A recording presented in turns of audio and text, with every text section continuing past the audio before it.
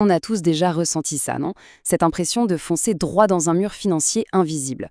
On a beau tout essayer, on fait tous les efforts du monde, mais quelque chose bloque. Et si la solution, c'était pas de travailler encore plus dur? Et si la solution, c'était une seule phrase? Une phrase qui a toujours été là, juste sous notre nez. C'est la grande question, pas vrai? On regarde autour de nous, on voit des gens qui bossent comme des fous juste pour joindre les deux bouts. Et puis, à côté, il y en a d'autres pour qui la réussite a l'air si facile, presque naturel. Alors c'est quoi leur secret? Qu'est-ce qu'ils ont de plus? Bon, alors, rentrons dans le vif du sujet. Le vrai secret, il ne se trouve pas à l'extérieur, dans nos actions, dans ce qu'on fait. Non, ça n'a rien à voir avec l'économie, le marché ou même un coup de chance. La clé, elle est à l'intérieur. Elle est dans ce que l'on est. Pour commencer, parlons un peu de ce fameux mur invisible. Cette sensation frustrante d'être bloqué, de plafonner, peu importe l'énergie qu'on y met. On la connaît par cœur, la recette habituelle.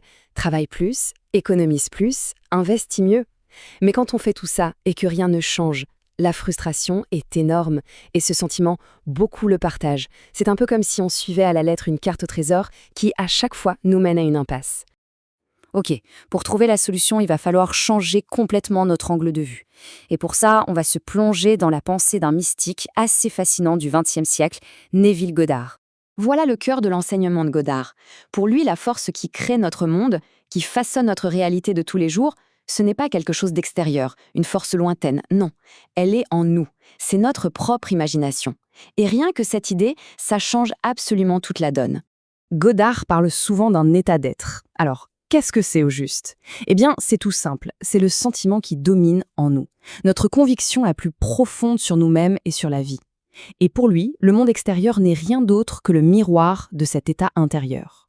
La réalité ne nous tombe pas dessus. Elle est le reflet de ce que nous sommes à l'intérieur. Ce tableau, il est absolument crucial. Il nous montre pourquoi les affirmations positives qu'on entend partout ne marchent pas pour la plupart des gens. Répéter en boucle « je suis riche » comme un perroquet, ça ne sert à rien. Parce que le pouvoir créateur en nous, il ne réagit pas aux mots, il réagit aux sentiments, à la certitude qu'on ressent vraiment. Et ça fait toute la différence. Bien, on arrive au moment clé, la fameuse phrase, celle qui, bien utilisée, agit comme un interrupteur qui nous fait basculer dans le bon état d'être, celui de la richesse déjà acquise. D'abord, il faut comprendre une chose, on oublie le futur. Dire « je serai riche », qu'est-ce que ça veut dire? Ça veut dire qu'on ne l'est pas maintenant. En fait, en disant ça, on programme le manque dans notre subconscient. On maintient notre désir à distance, toujours pour plus tard. Ce n'est pas non plus une question d'espoir. Espérer, c'est une autre façon d'admettre qu'on ne possède pas ce qu'on veut.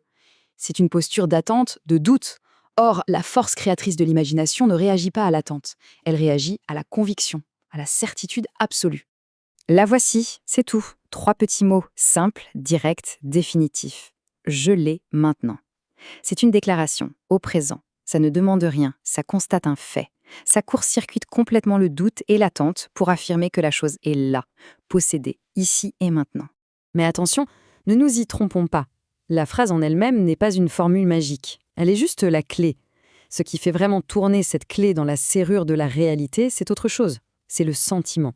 C'est le point le plus important de tout ce qu'on dit. Les mots, c'est le véhicule. Le sentiment, c'est le carburant. Sans le sentiment, la voiture ne démarre pas. Et on ne parle pas de se forcer à être super excité. Non, on parle de ressentir le soulagement, calme et naturel. Le genre de soulagement qu'on éprouverait si notre plus grand désir venait de se réaliser. Alors, concrètement, comment on fait? Le meilleur moment, c'est le soir, juste avant de s'endormir. Notre esprit conscient se calme et les portes du subconscient sont grandes ouvertes.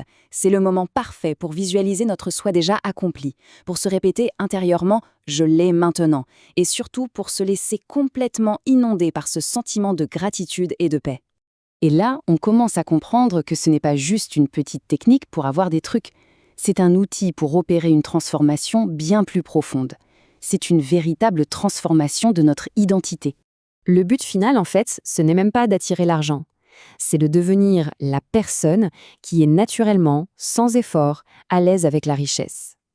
Il s'agit de passer de l'identité de celui qui cherche à l'identité de celui qui possède déjà. La différence est immense. D'un côté, il y a le chercheur qui vit dans un état de manque et passe son temps à courir après les choses. De l'autre, il y a le possesseur qui vit dans la certitude de l'abondance. Ce ne sont pas du tout la même énergie, pas les mêmes décisions, et donc pas du tout la même vie. Et les conséquences de ce changement d'identité sont incroyablement concrètes. Quelqu'un qui incarne vraiment la richesse, sa posture change. Il ou elle se tient plus droit. Ses décisions sont plus audacieuses. Des opportunités que les autres ne voient même pas deviennent évidentes. Et le monde extérieur, comme un miroir, n'a pas d'autre choix que de s'aligner sur cette nouvelle réalité intérieure. Au final, tout se résume à une question de choix. Cette phrase, je l'ai maintenant, ce n'est qu'un outil pour nous aider à faire ce choix, pour nous aider à incarner un nouvel état.